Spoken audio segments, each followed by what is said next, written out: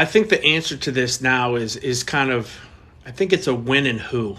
So, if we talk about in the next 5 years, probably not. I don't think anybody would be they'd be lying to you if they're going to say they knew what was about to happen more than 5 years from now. I think if you do look into the future, there is a world. I don't know if it's 20, 30 years, 40 years. I don't know if it's 8 years. That I think, there is a huge, monstrous impact from an AI to an agent standpoint. But the other thing is who's going to do it. If you talk to generative AI chatbot vendors, it's everybody. Everybody's dying for it. They want it now. They want to just totally take everything over. And I don't see that. I see most clients that we deal with, I see most thought leaders in the space think this through as it's a huge piece of now a new tool that they have to utilize, right? So, in the next 5 years, I am personally planning on about a 20% actual headcount. I'm not saying employee, but headcount on actual logged into skills reduction because of some of the generative stuff that's coming at that first touch point.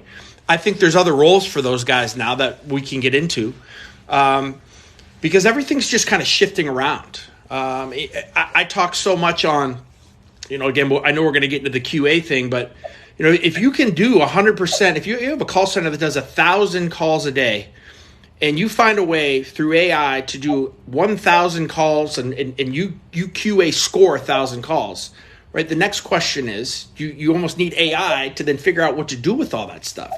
Or, the data that we're going to receive is going to be so massive that so many of these roles of a supervisor, of somebody in QA and workforce management are going to shift.